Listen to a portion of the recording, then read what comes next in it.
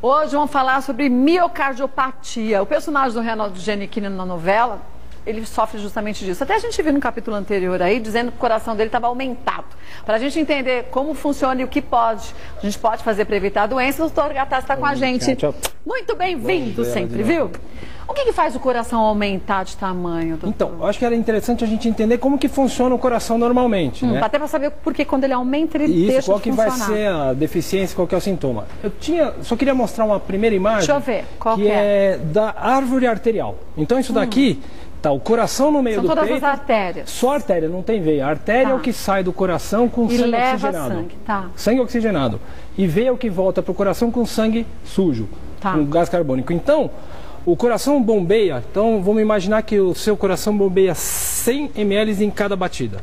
Teu coração bate 60 vezes por minuto, dá 6.000 ml, ou seja, 6 litros. Então o meu coração normalmente bombeia 6 litros por minuto. Então rapidinho a gente tem essa troca. Aí ele vai levar oxigênio para todos os lugares. Agora, se o meu coração bombear 80 ml por vez. Deixa eu falar uma coisa, perguntar uma coisa. Quantos litros de sangue em média? 5, 6 litros. 5, 6 litros mesmo. Então, a cada minuto entra, esse sangue todo do corpo entra no coração. Entra e sai 5, 6 litros de sangue por minuto.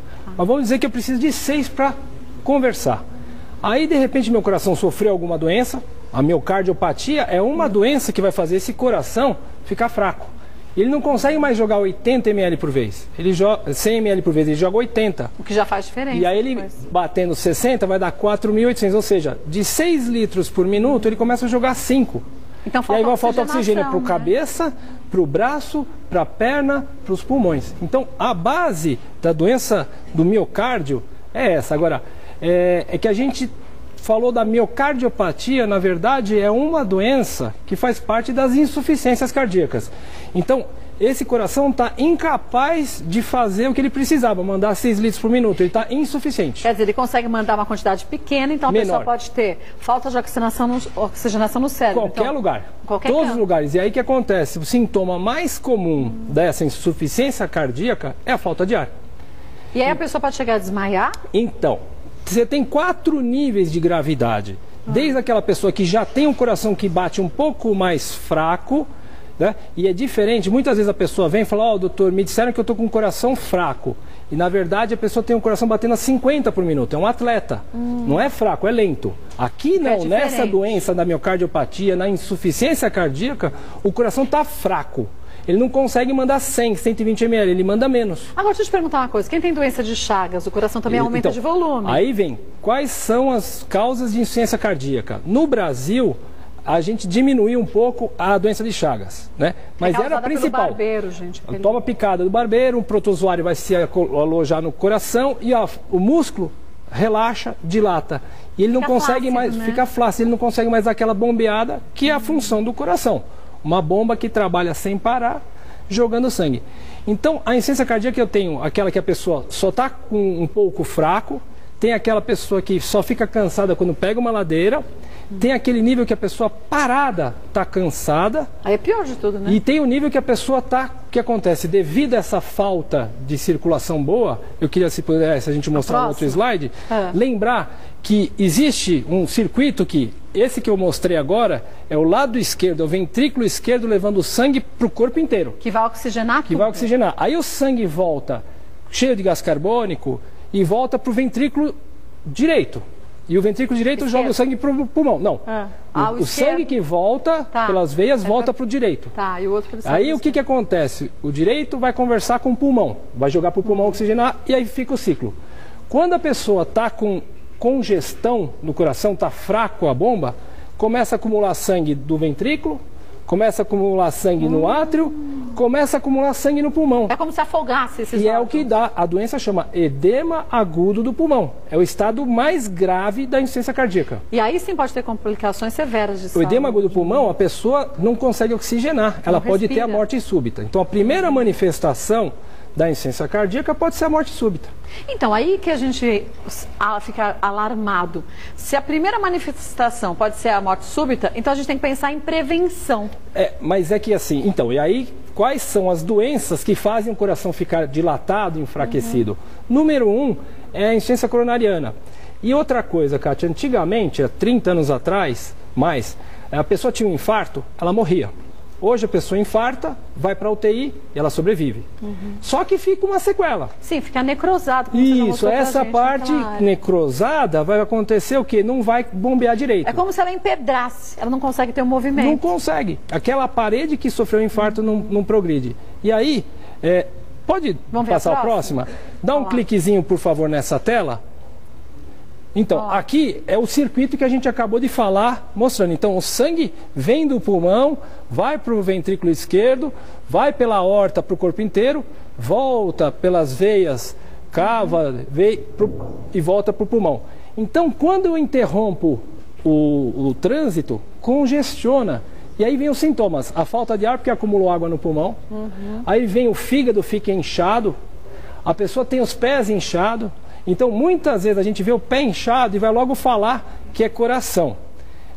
Você tem que ter pé inchado, falta de ar. Tem que unir todos os sintomas, não é uma coisa só. Mas o que acontece é que normalmente a pessoa vai se limitando. Mas quem tem problemas com colesterol alto, isso tudo pode ajudar a entupir essas artérias e ter problemas que chegam a isso. A causa também? Número 1 para o coração ficar fraco e dilatado, ou é um quadro agudo, que é o infarto, ou é pequenos infartos que vão ocorrendo ao longo do tempo. Sem que a gente perceba. Então é isquemia miocárdica.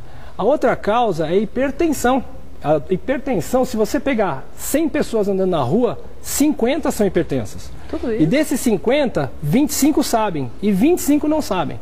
Pior que isso que dos 25 que sabem, metade toma remédio e outra metade não toma. Sim, porque a metade que não toma mais remédio começou a tomar, fez a aferição da pressão, achou que agora já não tinha mais a doença e parou de tomar. E outra coisa, a hipertensão não dá sintoma. A pressão baixa, que a gente acabou de vir de um calor enorme que teve esse ano, a pressão baixa dá tontura, desmaio, fraqueza, sonolência. A alta não dá sintoma. Nem dor de cabeça, como as pessoas Muitas vezes a pessoa acha que está com dor de cabeça, está com a pressão alta. Não está com dor, não tem pressão alta. Isso é uma mentira. Então, a hipertensão mal controlada, além de ajudar a dar um infarto, faz o coração ficar cada vez mais dilatado, cada vez mais enfraquecido. Se a gente tiver...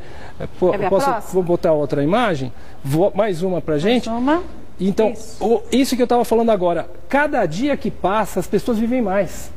Então, a gente vai ter mais pessoas idosas, vai ter mais corações doentes, com sequelas. Se a gente não fizer nada, né? Então, aí você tem que fazer o quê? Prevenção. Doença arterial coronariana, prevenção de hipertensão arterial. Outra coisa que acontece no Brasil, a gente pode até passar para a próxima. No Brasil, a gente tem um problema da febre reumática. O indivíduo tem uma infecção de garganta, maltratada, formou anticorpos que vão agredir a válvula e o músculo cardíaco. Então, as doenças... o próprio corpo... O que era para defender ataca a válvula. E ele tem afinidade pela válvula, pela junta. Então, assim, nessa doença, a pessoa tem problemas de articulações e do músculo cardíaco e de válvula. Então, as doenças valvares fazem esse coração dilatar. Quer ver? Vamos mostrar de novo? Aqui, isso daqui é uma imagem tridimensional, uma tomografia do coração. Vamos ver a outra. E a gente tem um corte de dentro do coração. Essa imagem é muito legal. A gente vai... Só espera um pouquinho para dar um clique. É o seguinte. Já foi. Válvula mitral e válvula aórtica. A gente vai ver dentro do coração. Isso daqui é a válvula mitral. Ela está fechando bem. Essa aqui está saudável e essa aqui está abrindo bem. Então aqui a gente tem doenças que acometem essas duas válvulas. Quer dizer, se essa válvula não consegue fechar direito, abrir ou e fechar... fica muito aberta, começa a refluir sangue e aí o coração dilata. E é uma causa de insuficiência cardíaca. Mas isso aqui dá falta de ar? Quando essa válvula não está... O sintoma mais comum é falta de ar. Arritmias cardíacas, né? E uma coisa que é meio clássica desse coração dilatado é que a gente, ao longo do dia, acumula 500, 600, 800 ml de água nos pés, nos membros inferiores. E aí, quando você se deita, você pode ver que quando você olha para o teu pé de manhã, ele está mais fininho do que ele era no fim do dia. É verdade. E onde foi parar essa água? Numa pessoa que tem um coração funcionando bem, bombeando 100 ml por vez, vai para a bexiga e vai embora. Para uma pessoa que não está bombeando bem, vai água para o pulmão. Então esses 600, 800 ml de água que ficaria nos pés e quando a gente deitaria o corpo eliminaria, para quem não consegue acumular para o pulmão. Fica pro pulmão? Aí o que acontece? A pessoa tem que dormir com 2, 3 travesseiros, a pessoa vai urinar 5, 6, 7 vezes por noite Então, o que acontece que, assim, a cena da novela, depois que me falaram da pauta, eu fui dar uma olhadinha lá. Na novela? Aquele desmaio que o Giannichini teve é uma coisa que acontece na insuficiência cardíaca. Mas se acontecesse, é por conta, provavelmente, de uma arritmia ou uma queda da pressão muito brusca, porque o coração está insuficiente para bombear. Mas não em função da miocardiopatia.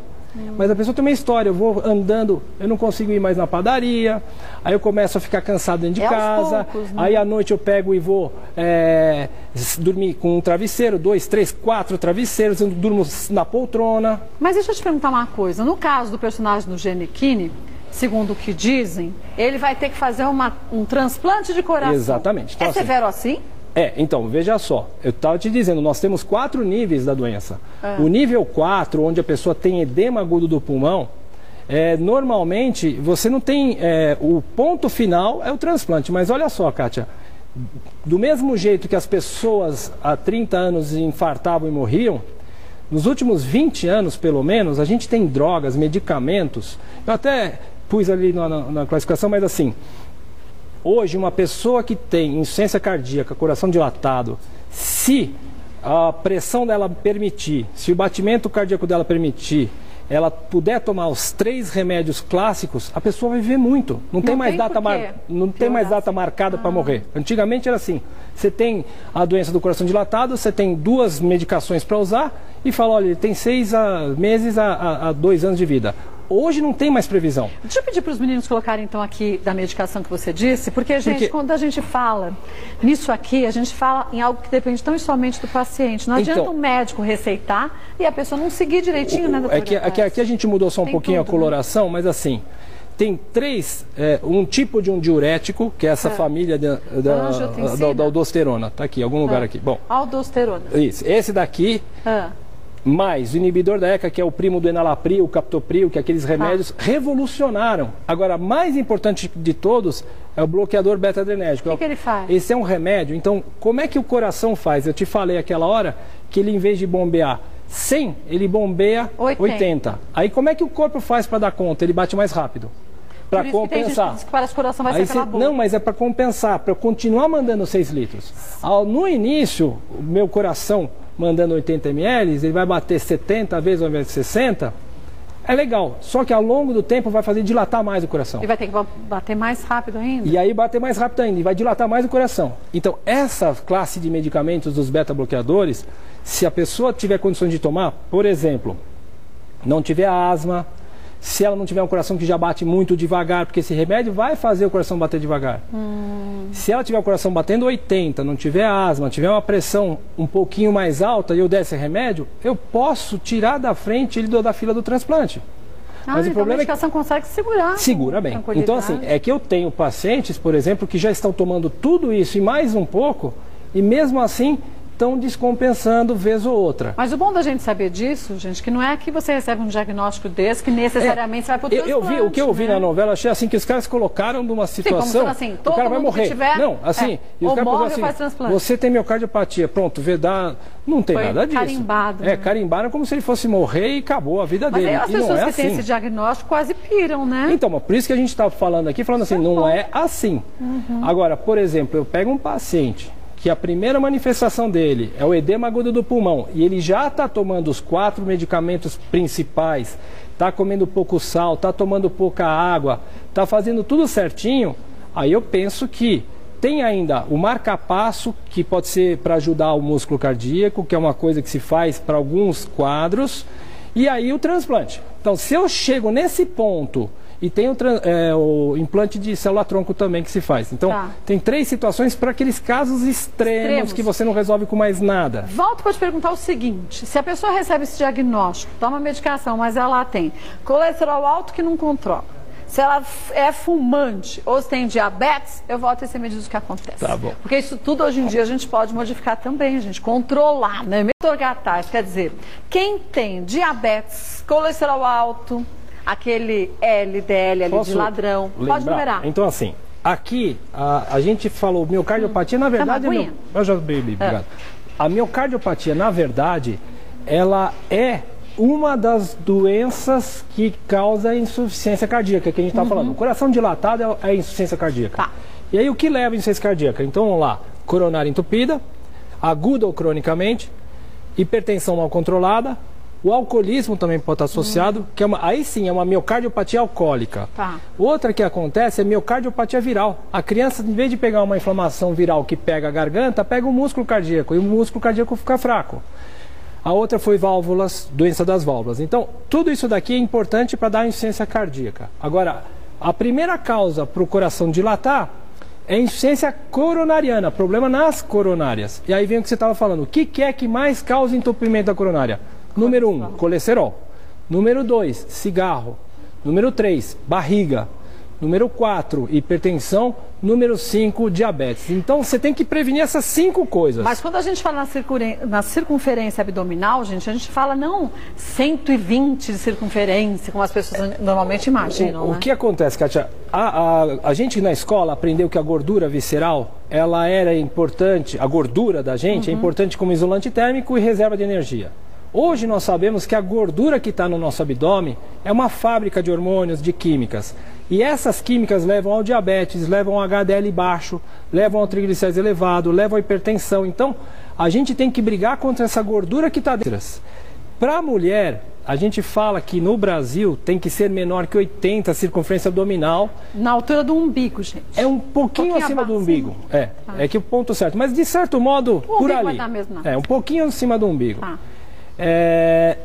E uma mulher que tem mais que 88 tem muita gordura nas vísceras. Então, era ideal menos que 80 e 88 é um alarde. No homem é 94 e acima de 102 é o exagero. Então, se você tem menos que 94 de circunferência abdominal, você tem menos chances de diabetes, o teu HDL deve ser melhor, o teu triglicérides é melhor. Então, tem um monte de coisa boa. Então, a gordura visceral só perde para o cigarro e para o colesterol. Para o resto? A gordura visceral é pior do que a hipertensão e diabetes para dar infarto. Agora, gente, hoje em dia não adianta você falar, eu não tenho dinheiro, faz caminhada, vai, antes de mais nada, no cardiologista e siga a orientação certinha dele. Aí você consegue reverter muitas doenças ou evitar que essas doenças surjam, que essa é a melhor forma de prevenção, né, doutor? Eu acho assim, que a gente sempre tem que lembrar, e não adianta, fiz dieta, faço dieta, tenho família de obesos, trabalho com obesidade, 67% da população está obesa. Não é o exercício que emagrece, é a boca, é o tipo de alimentação. Muitas vezes a pessoa pode até comer coisas saudáveis, mas o saudável não necessariamente é o que emagrece. Então, para emagrecer tem que ter um foco na alimentação. E não esqueça, gente, que nosso espaço aqui é para tirar suas dúvidas, mas nada supre a necessidade que todos nós temos de irmos ao médico e seguir direito a orientação dele. Faça seus exames, não tenha medo de diagnóstico, não. A gente tem que ter medo do não diagnóstico. Olha, quem quiser saber um pouco mais, até todos os temas que o doutor Gataz aborda no site, tem o site. Tem, e tem entrevistas também que a gente faz aqui, que não viu alguma coisa, tá lá. Né? doutorgataz.com. Isso, Gataz com 2 T's e S no final. Beijo. Do GH. É o GH. Beijo, obrigada, um beijo nas crianças.